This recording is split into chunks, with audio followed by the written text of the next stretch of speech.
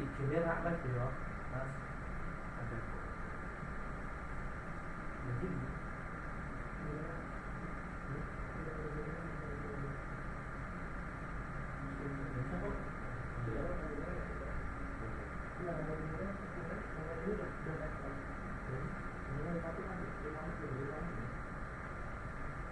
udah direkam.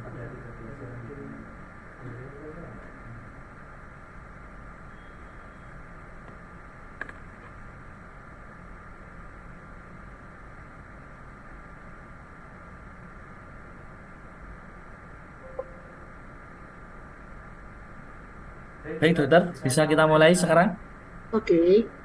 Ya, baik. Bismillahirrahmanirrahim. Assalamualaikum warahmatullahi wabarakatuh. Waalaikumsalam warahmatullahi wabarakatuh.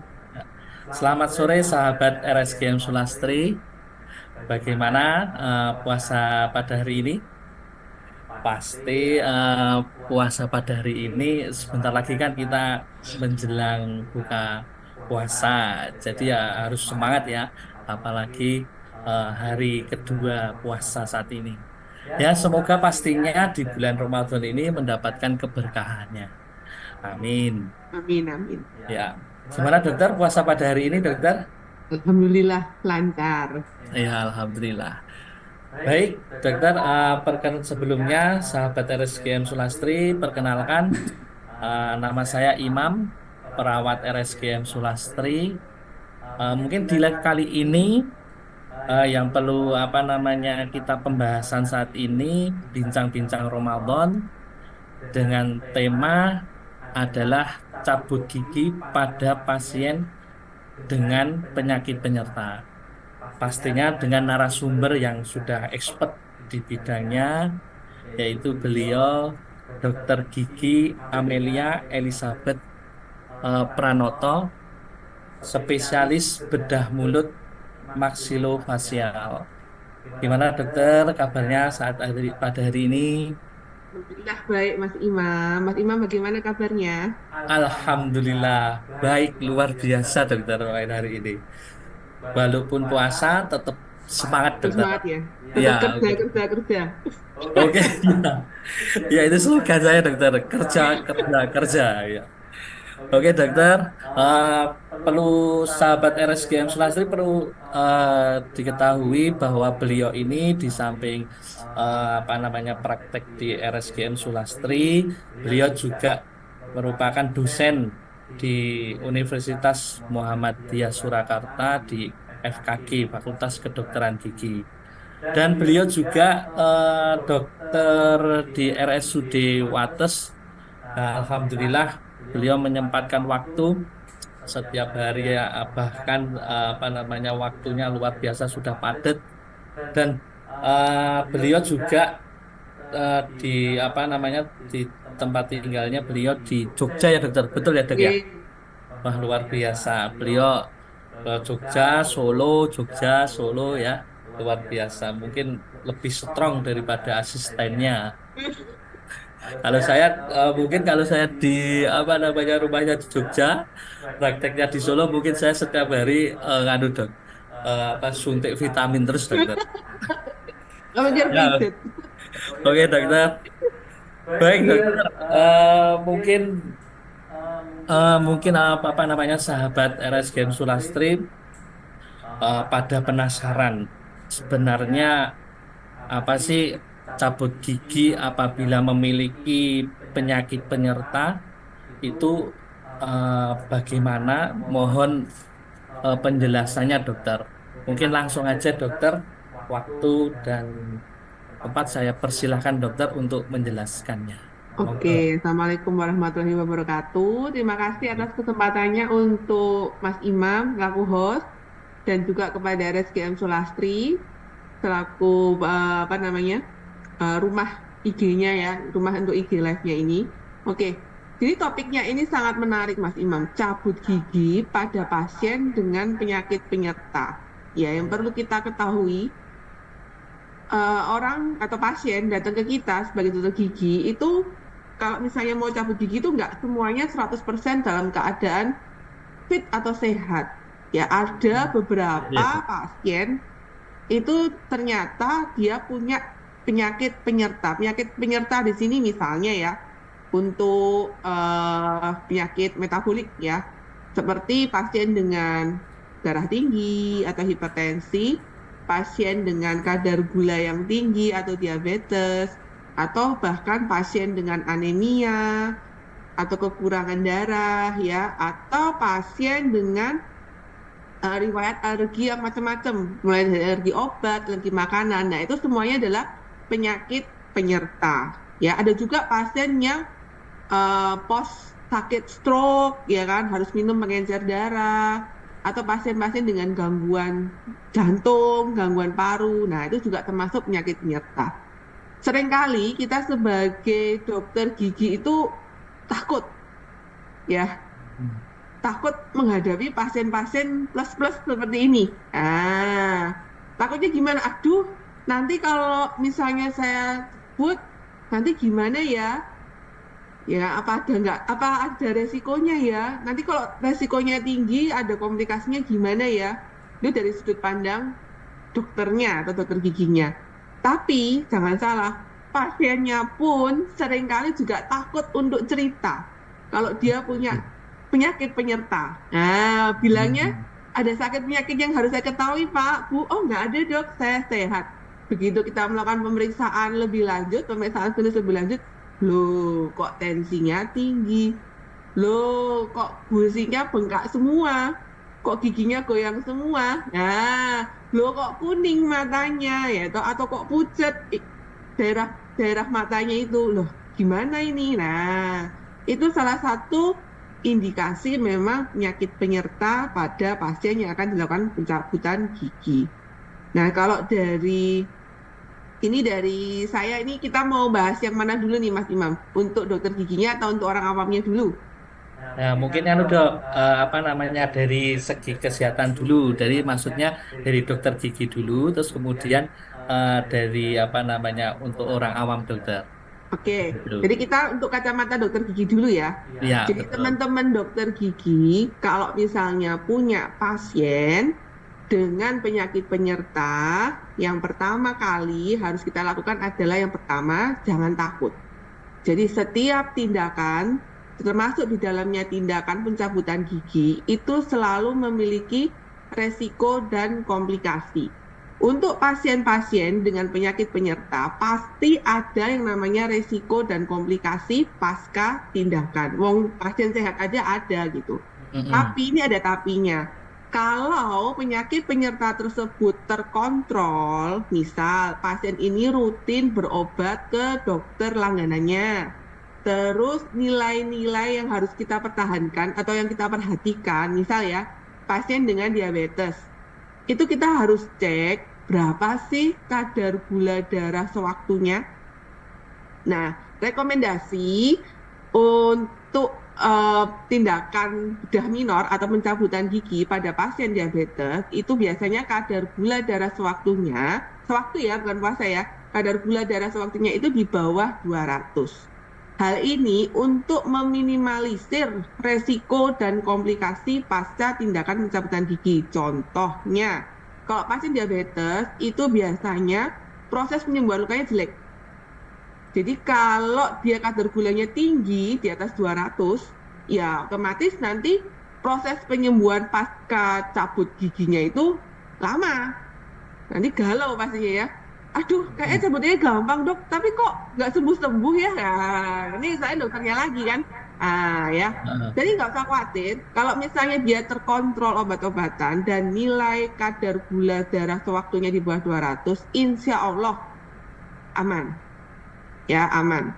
Memang pada beberapa penelitian memang kecepatan penyembuhannya memang berbeda dengan orang yang tidak diabetes, tapi masih dalam batas normal. Ya, itu contoh untuk diabetes. Kalau misalnya untuk pasien dengan tekanan darah tinggi, Nah, pasien dengan tekanan darah tinggi ini menurut guideline yang terbaru, jika tekanan darah sistoliknya itu di bawah 160 dan tekanan darah diastoliknya di bawah 100, boleh dilakukan tindakan cabut gigi elektif. Elektif itu maksudnya kalau nggak dicabut juga nggak apa-apa, gitu. Jadi bukan emergensi ya. Kecuali Betul. kalau misalnya ini kasus emergensi, range-nya akan dinaikkan lagi. Jadi di bawah 180/100. Gitu.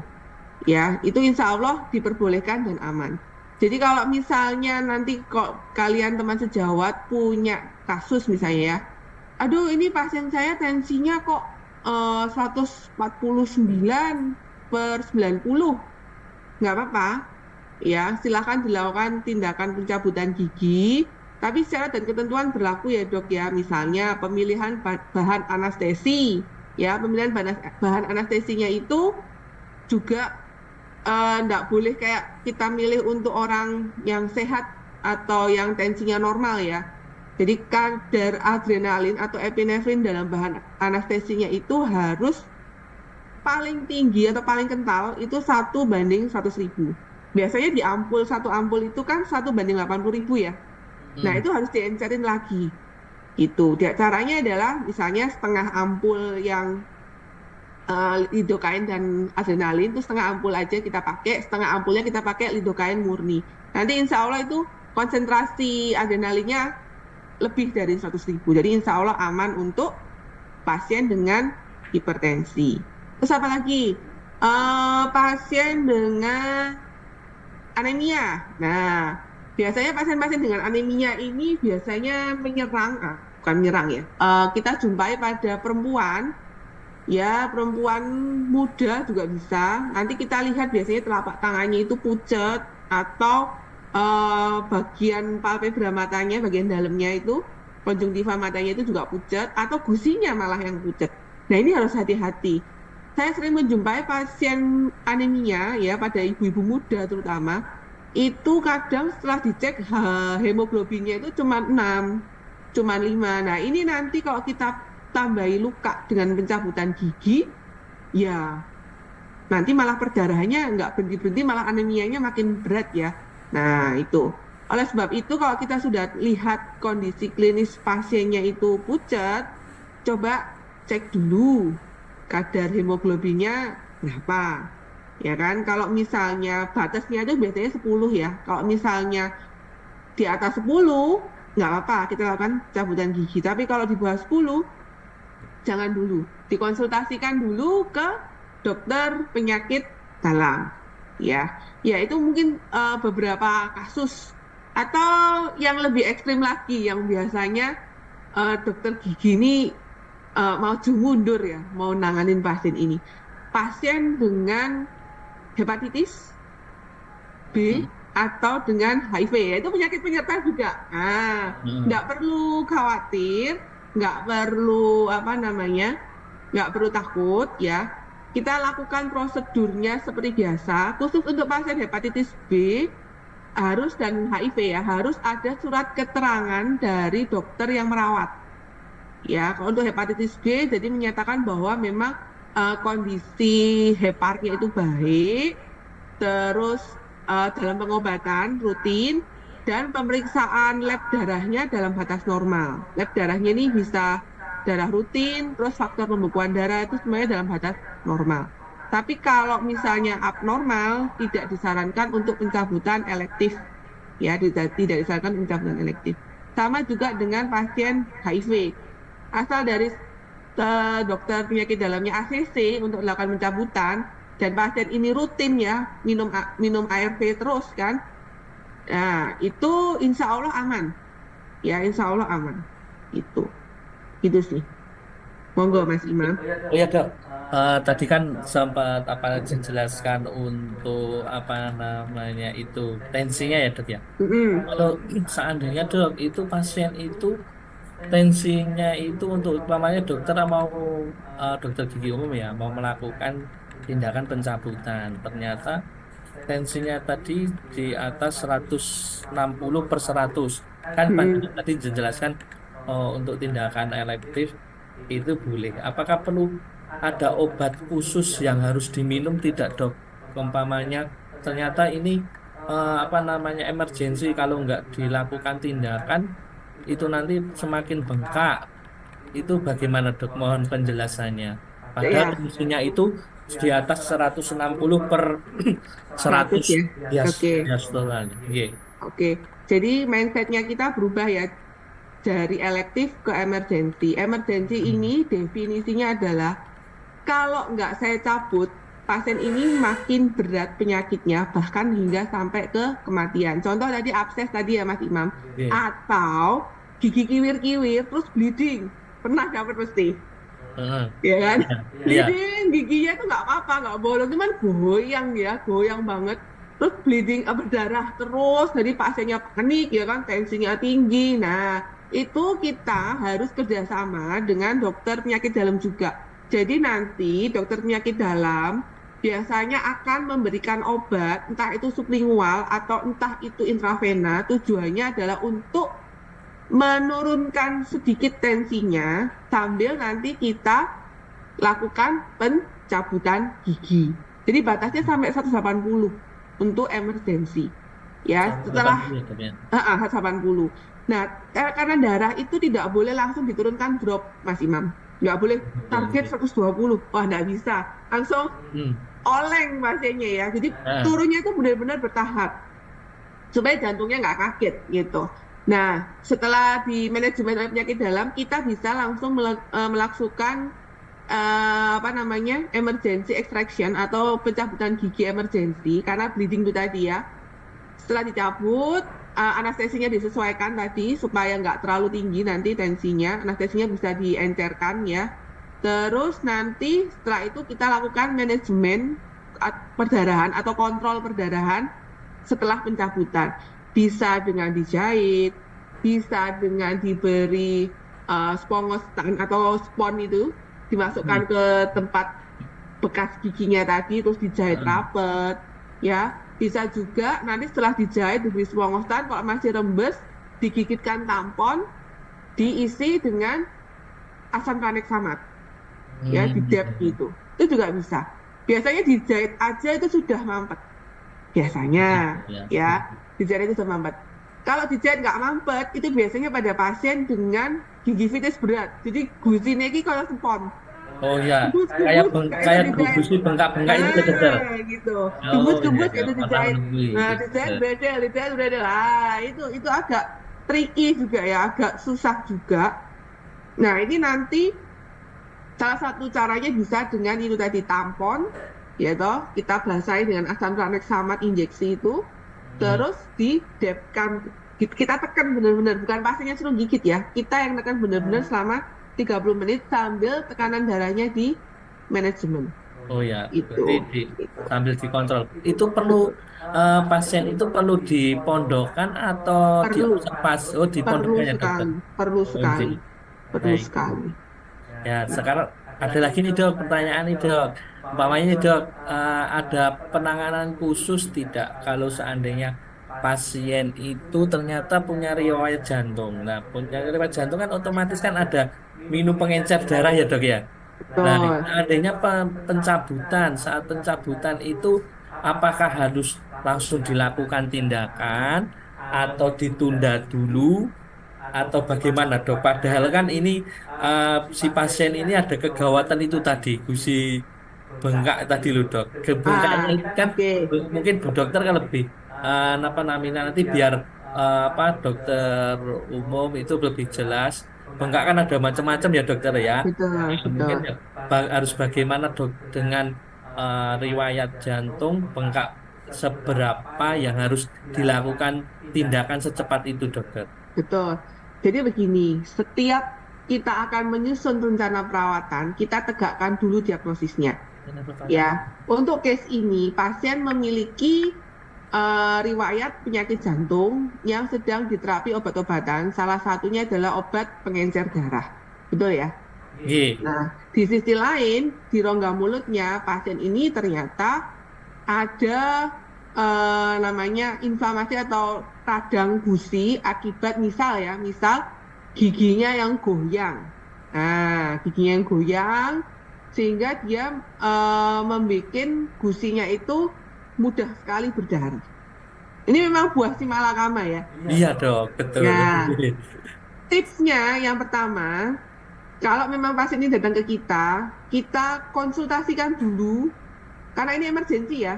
Jangan pernah kita lakukan tindakan di poli atau di tempat praktik pribadi. Gitu ya Kalau dok perlu ya. kita kirim ke UGD dulu. Oh ya. Ya, kirim ke UGD dulu.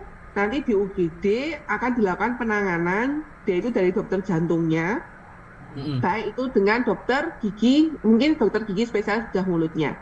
Mm-mm. Biasanya nanti kita akan tangani kegawat daruratannya dulu, ya, sambil dimonitor.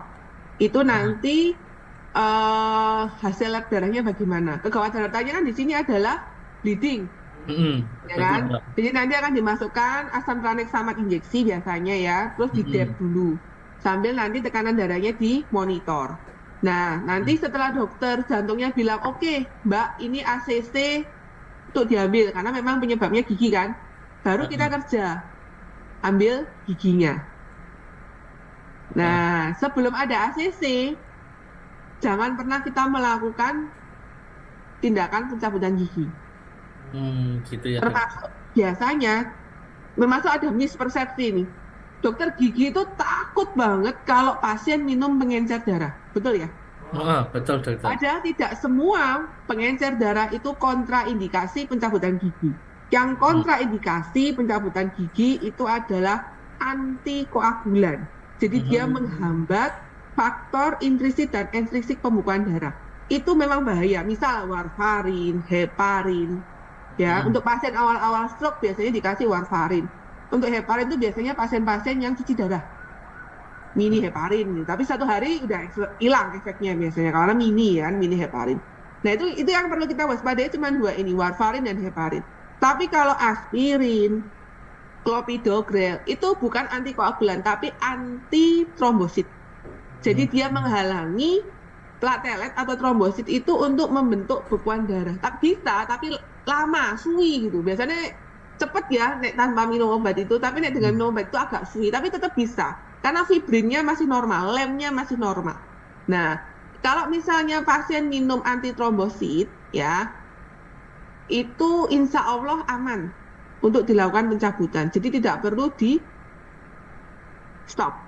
Biasanya kan dokter gigi nih, stop dulu Pak, nggak berani. Buatan sah ya, nggak gitu, perlu. ya. Nah, kalau tensinya aman, terus misalnya dalam batas normal, pasiennya minum pengencer darah, insya Allah aman. Cuma di dep itu bagus, ya.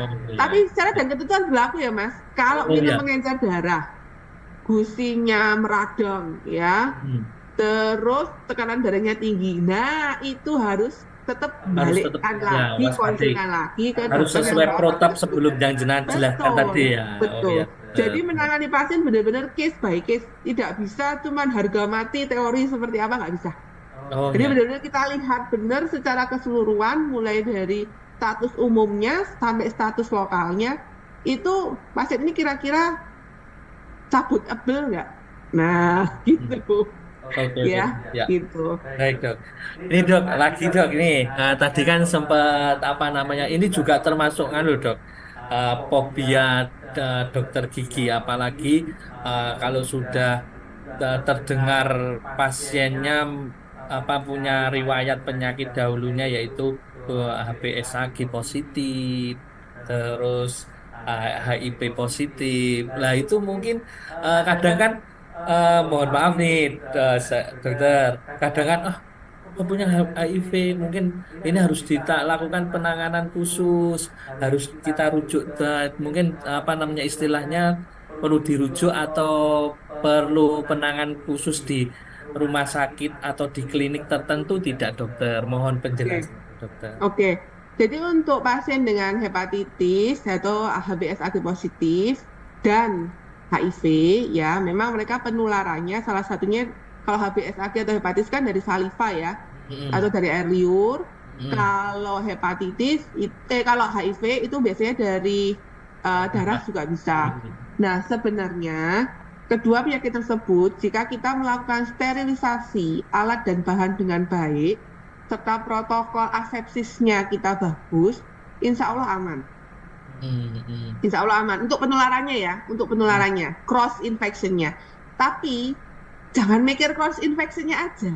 Heeh. Nah, Oh ya, betul pasien betul. dengan hepatitis, apalagi sampai hatinya atau hepatnya itu rusak, kemungkinan besar faktor koagulasinya itu jelek. Gitu ya dok ya. Yang harus kita perhatikan justru itu, Mm-mm. ya. Oh, saya asepsisnya oke, sterilisasi alatnya saya oke, semua saya wrapping, sekali pakai, pasien sekali pakai ganti ya kan, langsung steril, aman lah. Tapi lupa dia sudut pandang pasiennya bagaimana. Nah, pasien dengan hepatitis terutama hepatitis B, apalagi sampai serosis hepar, itu biasanya dia faktor koagulasinya, terutama faktor intrinsiknya, itu ngedrop. Sehingga resiko perdarahannya itu lebih besar daripada pasien yang normal. Bisa sampai benar-benar ngucur ya, benar-benar ngucur. Dan itu hanya berhenti jika kita lakukan injeksi vitamin K plus masuk infus gitu, masuk biasanya trombosit ya, Mm-mm. masukin trombosit, infus trombosit atau frozen fresh plasma itu juga bisa ya, FFP. Gitu dok ya. Nah, itu hepatitis. Oke. Kalau HIV ya, selain cross infection tadi, yang perlu kita perhatikan bahwa pasien-pasien ini, terutama yang tidak rutin minum ARV, itu kemampuan dia untuk menerima infeksi tinggi. Jadi bukan cuma dia bisa menularkan, tapi dia juga bisa tertular infeksi yang seharusnya kita orang ini kuat gitu kan. Nah, saya punya pasien HIV ya, dia habis cabut di mana, datang ke tempat saya, muran, full satu mulut. Mm-mm. Ternyata dia nggak rutin minum obatnya, sehingga CD4-nya rendah sekali. Nah, ini nanti kalau memang kondisi seperti itu, ya mau nggak mau memang harus perawatan bersama ya. Dokter gigi ngerawat mulutnya, dokter penyakit dalam merawat virus HIV-nya itu HIV-nya. supaya diminimalisir supaya CD4-nya tinggi lagi. Nah, tapi memang sterilisasinya untuk pasien HIV itu harus benar-benar bagus ya, karena kalau enggak, selain kena cross infection kita bisa tertular, pasien tersebut juga bisa terinfeksi kuman-kuman yang istilahnya normal buat kita, tapi buat dia itu ganas banget gitu, patogen banget. Salah satunya jamur, yaitu Candida albicans. Buat kita kan jamur Candida albicans ini kan besti ya, dalam mulut kan Betul. mesti ada ya kan. Ya. Nah, tapi nek pasien dengan HIV kena Candida albicans sedikit, wes putih semua, sakit, berdarah-darah. Nah itu Oh juga iya. yang harus perlu kita bahas. Jadi tidak perlu takut, asal prosedurnya yang kita lakukan itu sesuai dengan SOP yang pernah kita pelajari dan kondisi pasien ACC dari dokter yang merawatnya untuk dilakukan pencabutan gigi. Jadi jangan pernah lelah atau letih mengedukasi pasien bahwa memang kalau memiliki penyakit penyerta itu harus kerjasama dengan dokter yang merawat. Oh iya. Bukan di pingpong ya kan, kadang pasien aduh mencabut gigi kok di pingpong ya toh. Iya dok, Kok nggak tahu bukan, tapi kita itu kerjasama menciptakan kondisi yang paling ideal sebelum dilakukan pencabutan gigi. Oh iya Gitu. dok. Oke baik.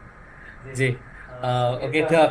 Ini kan waktunya kan apa namanya masih kurang berapa, setengah 30 menit lagi. Nah mungkin tadi kan tentang di kedokteran yang apa yang jenengan jelaskan. Sekarang mungkin dari awam dokter. Tapi sebelum kita masuk apa namanya penjelasan yang lebih lebih detail lagi biar orang awam itu lebih jelas. Ini ada pertanyaan dokter dari Devi Ramandani. Pertanyaannya, dokter, bagaimana kami bukan dokter? Tolong jelaskan kepada bagaimana cara menjelaskan pasien jika ingin cabut gigi memiliki riwayat pasien riwayat hipertensi. Nah, ini berarti orang awam, Dok. Mungkin loh, Dok, ini yang saya tangkap ini ternyata pas orang awam ternyata dia punya riwayat hipertensi, pengen cabut gigi. Nah, mungkin bagaimana cara menjelaskannya, Dok? Dengan bahasa orang awam mungkin ya, dokter. Monggo, Oke, dokter. oke, oke. Ini yang saya tangkap berarti pasien ini menderita tekanan darah tinggi dan Ya, belum diobati ya, tidak betul. terkontrol ya tekanan darahnya Ya. ya. Oke. Jadi untuk Mbak Devi dijelaskan saja.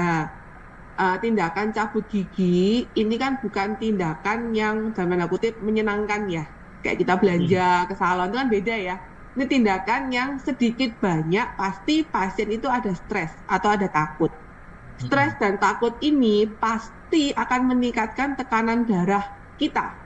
Untuk yang normal, pasien yang istilahnya sehat, ya naik tapi naik sedikit karena remnya masih bagus. Tapi kalau pasien dengan riwayat hipertensi atau punya tekanan darah tinggi, ibarat mobil itu remnya belum, ya. Jadi Mm-mm. remnya itu lost doll istilahnya ya. Saya di rumah, mesti nanti pasiennya bilang gini, dok, saya di rumah itu tensinya normal. Tapi Iya. ketemu dokter, tensi saya Heeh. segini. Ya, Nah, itu betul, Dok, betul, berarti, betul. nah betul ya Mas ya. Heeh, betul. Mesti kayak saya ke dokter itu mesti kayak gini dok. Padahal saya di rumah tuh 120 per 80. Mesti seperti itu. Itu artinya adalah rem ya atau barier mekanisme jantung dan pembuluh darahnya untuk mengeluarkan tekanan itu dia remnya sudah rusak istilahnya ya. Dong, gitu ya, Dok ya. Lock ya, blong istilahnya seperti itu. Dan itu ya memang salah satunya dipengaruhi oleh hormon stres. Ya, tekanan darah itu memang salah satunya dipengaruhi oleh hormon stres. Tapi kalau remnya bagus, nggak terlalu tinggi biasanya ya. Kalau remnya jelek, ya tinggi. Resikonya apa sih kalau misalnya tak paksa ya, tak paksa, terus sembuh dok, pokoknya cabutan. Nggak apa-apa, wes saya menanggung akibatnya meskipun tensi saya tinggi. Resikonya yang pertama kali kelihatan adalah perdarahan. Perdarahan di sini itu benar-benar mengucur kayak keran. Jadi tidak berhenti. Jadi rembes terus kayak keran bocor. Tidak bisa berhenti dan tidak bisa beku darahnya. Mm-mm. Untuk sebagian besar orang ya keluar darah segitu banyak pasti panik. Pasti itu, Pasti Dok. lebih stres Pasti panik, lagi. iya. Ya kan? Nah, Heeh. otomatis tensinya lebih tinggi lagi, darahnya lebih banyak lagi. Jadi ibarat tekanan darah itu kayak jantung Anda memompa darah ya, kayak pompa air tuh ya. Semakin tinggi tekanannya, jadi semakin banyak volume darah yang keluar. Perdarahan yang terlalu banyak bisa menurunkan jumlah darah dalam tubuh. Otomatis bisa kita sebut nanti dia jatuh ke dalam keadaan shock hipovolemik karena darahnya yang keluar Mm-mm. terlalu banyak. Ya, pingsan. Nah, ya kan? Kehilangan kesadaran, nadinya turun, tak raba, bahkan sampai ke kematian. Itu baru efek langsungnya. Efek tidak langsungnya, jangan lupa pasien dengan tekanan darah tinggi itu elastisitas pembuluh darahnya itu sudah kaku dan fragile. Fragile itu rentan sekali pecah karena terbiasa tekanan darahnya tinggi. Kalau jenengan misalnya punya selang air di rumah Mm-mm. ya yang sudah lama, itu elastis apa kaku? Kaku kan? Betul. Ya kan? Betul. Nah, sama pembuluh darah itu kalau kita semakin tua itu juga semakin lama semakin kaku dan lama-lama menipis. Ingat, cabut gigi itu bukan tindakan menyenangkan. Stresornya tinggi. Ya, dengan tekanan darah segitu besar, ada resiko pecahnya pembuluh darah. Kalau pecahnya di tangan, jadinya hematom, ya, Mm-mm. biru-biru biasa. Kalau di tangan, kalau di otak, jadinya stroke. Betul. Stroke ya. Stroke ini Mm. macam-macam. Jangan cuma stroke itu bayanginnya, aduh kalau merot mati separuh itu stroke enggak. Pernah dengar cabut gigi buta?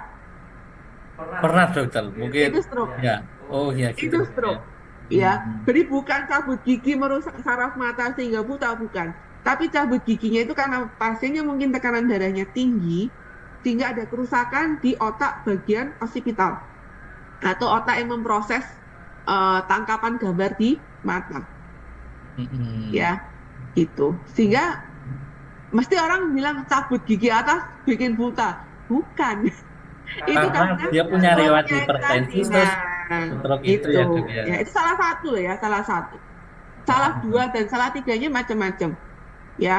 Hmm. Apalagi kalau apa namanya pasien tersebut punya gangguan koagulasi atau gangguan apa namanya atau pengentalan darah ya.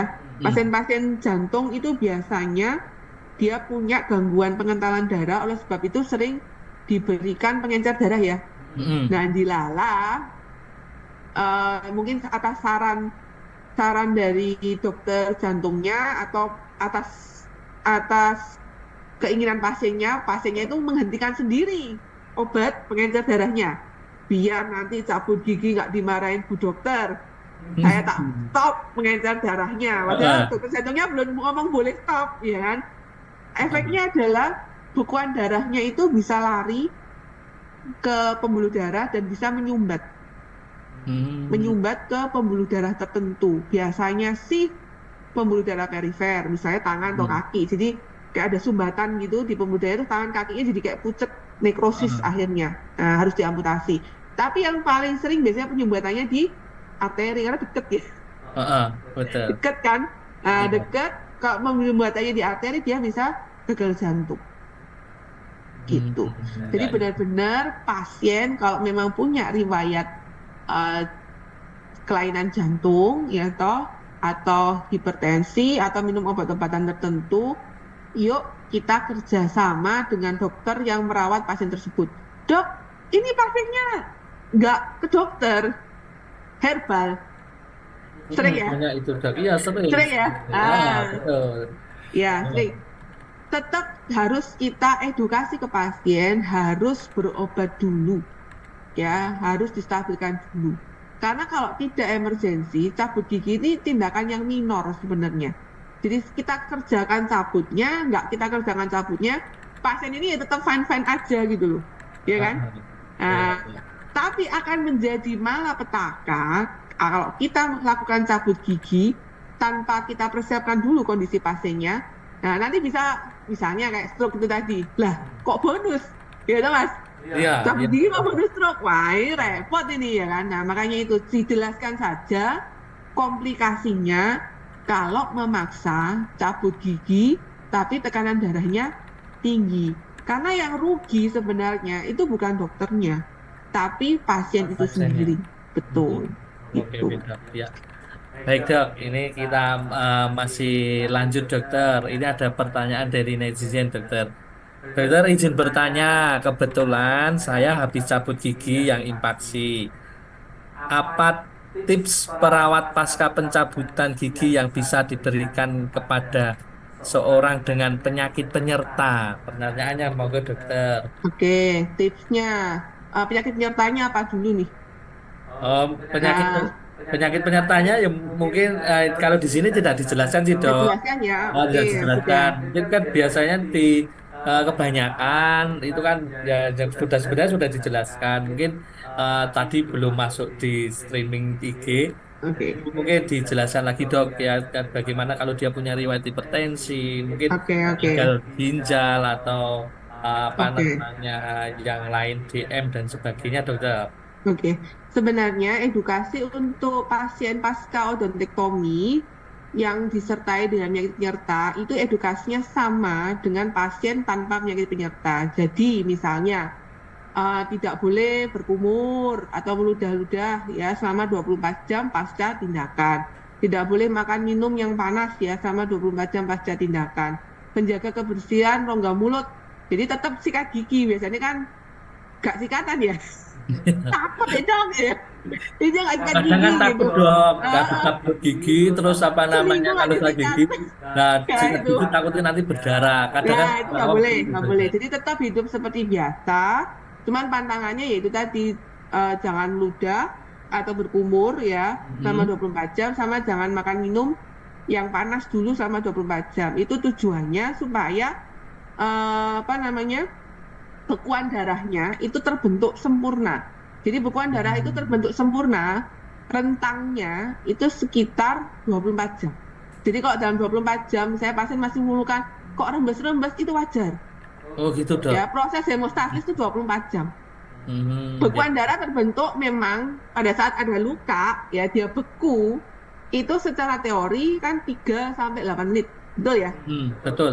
Clotting time, bleeding time ya kan. Tapi Ya. ingat, clotting time, bleeding time itu dicucuk. Hmm. Kalau odontektomi itu dijabut, untungnya gede, sak jempol lah, ya kan? Ya. Ya kan? Nah, apalagi odontektomi. Ah. Jadi dalam 24 jam kok masih ada rembesan, pasien harus tahu bahwa itu amat sangat normal. Jadi tidak perlu panik. Tipsnya, itu kan di dalam nih. Mm-mm. Tipsnya supaya pasien itu nggak tahu kalau darahnya masih rembes, ya jangan dilepeh, jangan diludahkan, Oh jangan gitu. dikumurkan. Kadang kan Ya tidak toh, nyaman dok. Pasien nggak kan kadang nyaman tidak bisa nyaman. diakali, bisa minum es Hmm. krim, bisa minum Oh boleh es ya dok. teh, Berarti. boleh Oh gitu ya. banget. Bikin happy, makan yang banyak. Tipsnya itu, hidup seperti biasa, bikin happy, makan yang banyak. Kalau rasanya aneh, minum es krim. Ya, minum es krim, minum es teh yang dingin-dingin. It's okay, it's Yang fine. penting tidak batuk gitu ya dok ya. Enggak Kalau apa-apa, batuk mah virus, nggak oh gitu ya. masalah. Oh ya Nggak oke. masalah gitu. Asal nggak alergi ya. Kalau alergi es krim ya, walahu alam. Ada ya alergi dingin ya. Aduh alergi es krim itu kasihan. Iya itu. Padahal es kriman enak. Lah ya itu. Iya. Ya. Jadi hidupnya seperti biasa. Tapi plus kalau misalnya pasien dengan penyakit penyerta itu obat-obatan yang sudah dia minum sebelumnya itu tetap harus dilanjutkan. Dok, Lah, obatnya banyak nih dok. Yang mana dulu? betul. Diselangi 15 menit. Oh gitu. Ya. Berarti walaupun dia punya penyakit penyerta, obat yang dari dokter sebelumnya sama obat yang apa saat di pasca pencabutan tetap diminum itu Betul. dikasih jeda 15 menit ya dokter. Betul, kasih jeda 15 menit. Oke Gitu. oke dokter baik. Eh, mungkin ini ada pertanyaan lagi dokter. Ada Baik. pertanyaan lagi atas nama Jenier Hugo dokter. Ini Assalamualaikum dok, saya mau tanya gigi gupis ya, gigi gupis itu atau tidak tahu bahasa medisnya apa ya? Ini dari pasien. Pada anak ini kok sampai bengkak itu kenapa ya dok? Tolong bimbingannya dok dengan anak usia 3 tahun. Mungkin anu dok, gigi gupis itu Tipis karies itu itu loh ya, dok, karies karies ya, yang karies. hitam-hitam itu. Terus ya biasanya kan apa namanya di depan itu kan giginya kan banyak yang karies itu loh dok. Terus Betul. tiba-tiba ada bengkak. Itu bagaimana dok? Mohon penjelasannya dokter. Ya, bengkaknya biasanya disebabkan karena gigi tersebut berlubang sehingga infeksinya dia menyebar dari gigi ke gusi. Oleh sebab itu gusinya jadi bengkak. Tipsnya atau saran saya, yuk bawalah anak jenengan ke dokter gigi terdekat. Minimal diobati dulu. Nah, minimal diobati dulu. Nah, sambil diobati, ya kan, nanti jenengan juga harus merubah habit anak tersebut. Apakah masih suka ngedot, minum susu sambil tidur, ya, itu enggak boleh. Oh, Langsung di-cut, ya, enggak boleh. Ya, ya, Lalu sikat giginya bagaimana? Apakah sikat gigi sebelum tidur atau tidak? Nah, itu jangan. Harus sikat gigi sebelum tidur. Jadi nanti sebelum tidur dibiasakan sikat gigi dulu ya, mamanya atau ayahnya yang nyikatin. Habis itu kalau anak tersebut haus, karena jadi 3 tahun ya, boleh minum air putih. Nggak usah susu, ya minum air putih aja. Nggak boleh makan lagi, nggak boleh nyemil lagi. Kadang kan anak anu dok, apa namanya nangis minta susu dok. Nah, Susu pertanyaannya lah. orang tuanya siapa? Ayo, Ya. anaknya atau Oh iya. bapak ibunya. Jadi bapak dan ibu harus bisa membuat batasan, karena batasan ini baik untuk anak. Ya, punya ketegasan tersendiri bahwa memang pada saat tidur sudah sikat gigi, stop konsumsi makanan atau minuman, ya, kecuali air putih. Kalau anak ini benar-benar luaper, nggak bisa tidur, boleh makan lagi boleh, tapi habis itu sikat gigi lagi. Gitu. Ya, harus ada ketegasan dari orang tua. Karena kita orang tuanya, bukan anak-anak. Anak-anak yang didikte sama kita ya, bukan dibalik ya. Kita yang didikte sama anak-anak itu keliru. Ya. Lalu setelah habitnya jenengan perbaiki, coba asupan konsumsinya, apakah masih jajan ciki-ciki, snack-snack, Ah, biskuit-biskuit, coklat-coklat, permen-permen, buang ya. semua. Ya, buang Itu dok. semua. Wah, Jangan nyetok. oh, padahal saya itu di rumah nyetok gitu gitu. Wah, itu Mas. Iya Itu iya. Mas. Iya. Nanti anaknya merasa nggak adil soalnya loh. Saya nggak boleh kok orang tua saya makan ini. Nggak bisa. Jadi anak itu kalau kita mendidik, benar-benar kita kasih contoh. Nggak cuman mulutnya aja yang maju. Oh iya. Nggak boleh. Tapi kita makan. Nah, ini nggak bisa. Nggak bisa. Gitu Ya ya benar-benar dok. kita harus kasih contoh. Itu. Ya, Mm-mm. kalau sikat gigi malam ya orang tuanya konsekuen. Orang tuanya juga kalau malam sebelum tidur juga sikat gigi. Jadi at least dia lihat, oh orang tua aku sikat gigi, oke, aku mau sikat gigi. Gitu. Oh ya, Ya, oke. jadi benar-benar. Nanti kalau sudah bengkaknya mereda, silahkan ke dokter gigi spesialis anak. Di RSGM ada ya Mas Imam ya? Wadah dok. Nah, Ya, itu ya. nanti harus melakukan perawatan lebih lanjut. Ya, Hmm, harus melakukan gitu ya perawatan dok lebih ya. lanjut. Gitu. Jin, jin, jin, jin. Nih. Baik dok, ini masih ada pertanyaan lagi dokter dari Raharjo. Reni Mini Coach. Assalamualaikum dokter, mau tanya. Waalaikumsalam, Kakek monggo. tetangga, wah ini kakek tetangga aja ditanyakan loh dokter. Oh, Kakek peduli ya? tetangga saya kok malah disarankan oleh dokter jantungnya untuk pencabutan bius lokal ya dok. Melihat ada riwayat jantung dan konsumsi obat jantung. Baiknya bagaimana ya dok ya? Monggo dokter. Oke, jadi ditanyakan juga ke dokter jantungnya. Mm-mm. Biasanya, alasannya kenapa kok harus dilakukan pencabutan gigi? Kalau misalnya untuk mencegah infeksi dari gigi, penyebaran infeksi gigi ke jantung, itu bisa, Mas. Bisa. Biasanya dokter jantungnya malah menyarankan. Dan obat jantung itu banyak. Tidak Mm-mm. semuanya pengencer darah. Iya, betul Ya, obat jantung betul. itu banyak. Jadi kalau dokter jantungnya malah menyarankan untuk tindakan pencabutan gigi, monggo dikerjakan. Karena biasanya dokter jantungnya itu mengindikasikan bahwa ada infeksi yang dibawa ke gigi, yang dibawa dari gigi ke jantung. Mm-mm. Ya, itu bisa. Nanti silakan kerjasama antara dokter gigi dengan dokter jantungnya. Jadi biar komunikasinya bagus. Kira-kira nanti dari dokter gigi melihat gigi mana saja yang membutuhkan pencabutan, nanti dikonsultasikan ke dokter jantungnya, ya. Nah, untuk dokter gigi tipsnya ya, kalau misalnya punya pasien rujukan dari spesialis jantung, minta dilakukan pencabutan gigi. Dari dokter jantung ACC nih, Mm-mm. asal pasiennya oke, tekanan darahnya itu tadi di bawah 160 per Heeh. 100, ya. Terus apa namanya? Tidak meminum antikoagulan, tapi kalau Mm-mm. anti trombosit boleh ya. Nah, Heeh. antikoagulan itu kayak warfarin, heparin, Ya. dan obat-obatan jantung tertentu ya, misalnya kayak bisoprolol itu boleh, boleh, tapi ada tapinya, tapi nanti kita analgesiknya ya yang diganti, jangan NSAID. Tapi mungkin Hmm. paracetamol itu. Ya, dok. Dan lakukanlah tindakan tersebut one by one. Ojo digebrah kabeh. Jangan disikatin semua ya Berarti giginya ya. Satu-satu satu-satu. dulu. Iya. Betul. Satu dulu, monitor, observasi, aman, lanjut satu lagi. Ya, ya memang nanti pasiennya akan rutin ketemu ke kita ya sampai bosen ya, anak Iya. banyak ya kan. Hmm. Tapi ini pasien happy karena rasa nyerinya minimal, ya kan. Stresnya juga minimal kan, kalau cabut satu daripada cabut banyak. Dan kita juga bisa mengukur nanti misalnya perdarahannya seperti apa, terus respon infeksinya bagaimana, itu kita bisa ukur. Ya, tidak semua cabut gigi itu harus dengan bius umum untuk pasien-pasien dengan penyakit penyerta. Enggak. Gitu Kadang ya, dok. bahkan bius lokal juga sama bagusnya dengan bius umum gitu. Jadi nanti tergantung, benar-benar tergantung dari pasien itu sendiri, bagaimana nanti responnya. Kalau yang saya tangani selama ini, insya Allah semuanya dalam keadaan baik ya, dengan bis lokal. Ya, tapi ya cuman capeknya bolak-balik ketemu gitu aja. Iya. Ya, Bolak-balik bertemu dan pasiennya ah, bolak-balik minum obat. nah, minum Kalau obatnya pun ya. kalau nyeri aja, kalau saya masih minum. Oh gitu. Kalau nggak nyeri, terus giginya memang istilahnya cuman sisa akar tapi nggak ada infeksi aktif, saya nggak pernah resepkan antibiotik. Jadi cuman anti nyeri, paracetamol gitu aja. Dan pasiennya pun happy, saya nggak minum dok obatnya, aman nggak sakit. Oh ya sudah. Oh gitu. gitu. Ah. Dan itu perlu pemeriksaan apa lab pre-op enggak dok? Walaupun lokal itu dokter.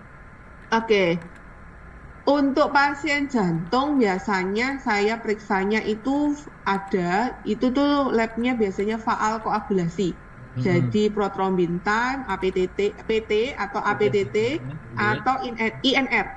Ya, Hmm. jadi tiga variabel itu yang biasa saya periksa. Tujuannya saya mau tahu ini dia minum mengencer darah ini efeknya ke faktor pembekuan darahnya gimana sih? Biasanya sih kalau bukan antikoagulan biasanya range-nya normal. Oh gitu ya dok ya.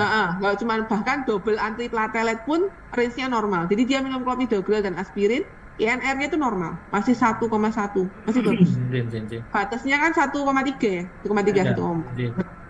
Oke dok. Ini apa namanya? Padahal sebentar lagi ini mau 5 menit lagi kita selesai dok. Tapi pertanyaan itu masih masih nganu dok, masih Udah masuk ya. terus ya dok ya. Baik dok, ini mungkin dua penanya lagi ya dok ya. Ini soal Baik. waktu sebentar lagi menunjukkan jam 5. Jadi kan kita harus persiapan buka buka bersama. Kalau saya buka bersama dengan keluarga dokter ya, mungkin Bu Dokter juga bersama dengan keluarga juga. Baik, ini dari Rintan Faristia dokter. Izin Oke. bertanya dokter, jika pada pasien hipertensi tidak terkontrol, terdapat gigi laksasi yang mengganggu hingga tidak bisa makan, penanganannya urgensinya terbaiknya apa nggih, dok? Yang bisa dilakukan. Terima kasih, dokter. Oke, hipertensi tidak terkontrol, tapi giginya Ya. lumpasi sampai tidak bisa makan. Tidak bisa Mm-mm. makan ini saya mendefinisikannya sebagai tidak bisa mengunyah, tapi tetap bisa menelan. Betul ya? Mm-mm. Nah, urgensinya sekarang adalah hipertensinya. Ya, Mm-mm. urgensinya adalah hipertensinya. Silahkan dikontrol dulu tekanan darahnya. Nanti setelah dia di bawah 160/100, baru nanti dilakukan pencabutan gigi. Mm-mm. Gitu. Kalau emergensi yang tadi kita sebutkan tadi, Mas Imam, itu Mm. adalah dia perdarahan. Jadi kalau tidak dicabut, ya pasien ini lewat juga sama, iya kan? Karena shock hipovolemik itu tadi, karena Ya, perdarahannya banyak paham. banget. Nah, itu memang kalau emergensi ya buah si malakama, dua-duanya harus jalan, yaitu menurunkan tekanan darah plus mengambil penyebab dari perdarahan tersebut atau kontrol perdarahan. Tapi kalau goyang sampai tidak bisa makan, dalam hal ini mengunyah ya, otomatis menelan kan masih bisa. Nah, switch Mm-mm. makanannya ke diet lunak atau diet cair dulu. Sambil tekanan darahnya dinormalkan dulu atau distabilkan dulu. Nanti setelah stabil, baru diplanningkan untuk dilakukan tindakan pencabutan gigi. Mm-mm. Oh ya, Gitu. ya, oke, dok. Ini ada penanya lagi, dokter. Oke. Ini pertanyaannya dari Bin Bintang Agasta 12.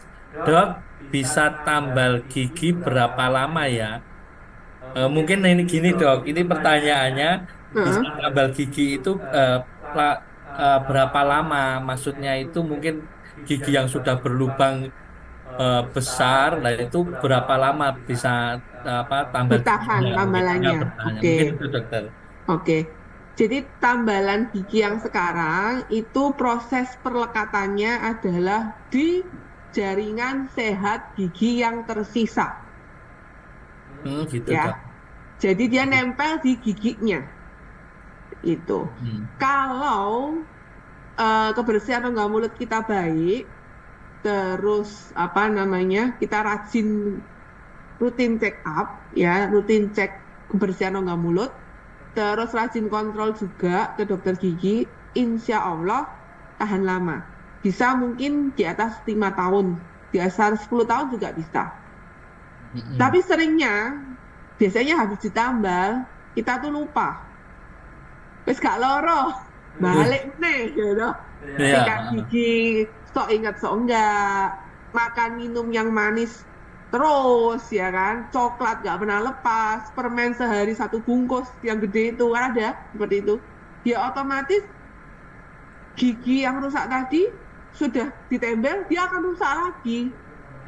akan bolong lagi. Itu namanya karies sekunder. Sehingga terjadi lepasnya atau copotnya tambalan yang lama. Gitu. Oke, gitu. Ya, Baik. perlu diingat memang tidak ada yang mengalahkan gigi asli ciptaan Allah. Ya, ini Ya. keterbatasan manusia ya. Secanggih-canggihnya Ah, bahan tambal itu tidak ada yang mengalahkan buatannya Allah. Tapi ada tapinya. Tapi tetap manusia itu bisa mengusahakan supaya kondisi rongga mulutnya itu bisa kembali berfungsi dengan baik. Tapi yaitu harus rutin di maintenance atau harus rutin dirawat. Jangan terus plung sudah selesai tambal balik lagi nggak pernah kontrol gitu, makan minumnya manis terus. Nah, tetap harus perawatan 6 bulan sekali minimal check up ke dokter gigi, entah itu untuk scaling atau untuk cek tambalannya ada yang bocor atau enggak. Lalu yang kedua, dietnya itu harus diganti ya. Karies atau gigi berlubang tuh biasanya dietnya tinggi gula, suka yang manis nih. Wong Jawa ora legi kan duduk wong Jawa tau Mas ya, Imam. ya jelas itu dokter. Betul nggak Mas Imam? Tes Betul. era lebih itu ya sepo Ya, gitu. betul Nah, ya. itu yang mau tidak mau karena kita semakin tambah umur ya, mau tidak mau harus mengurangi.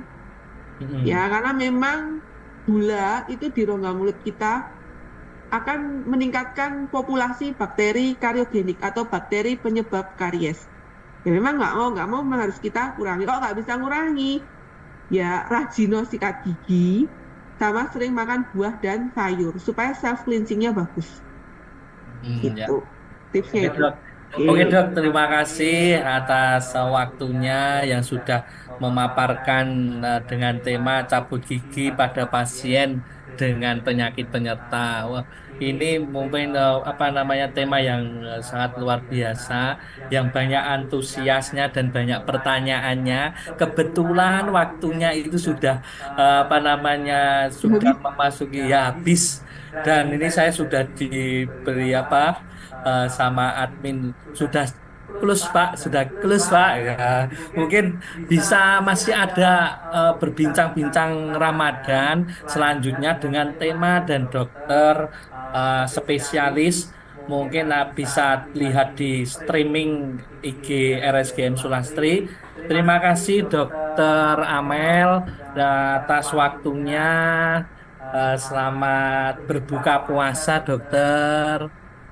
Jadi, ini oke dokter, baik. Ya, Terima kasih ya dok ya atas sama-sama Mas waktunya. Jadi, Imam. ya, oke baik sahabat RSGM Sulastri, terima kasih atas waktunya yang sudah bergabung dan pastinya yuk main ke RSGM Sulastri. Kita ada promo banyak ya di bulan Ramadan sampai tanggal 20 April 2024. Oke, dicatat. Paket promonya banyak sekali, pastinya paket promo bleaching, paket scaling 15%, diskonnya 15%, dan pastinya tidak kalah penting yaitu paket promo tambal gigi laser ya, luar biasa. Oke, baik, terima kasih. Saya atas nama Nugro Imam Putranto, perawat RSGM Sulastri, bila ada kata-kata yang kurang berkenan, saya mohon maaf. Dan mungkin kita ketemu lagi di bincang-bincang Ramadan di live selanjutnya. Terima kasih. Wassalamualaikum warahmatullahi wabarakatuh. Waalaikumsalam warahmatullahi wabarakatuh. Terima kasih, dokter. Terima kasih Mas Imam. Oke.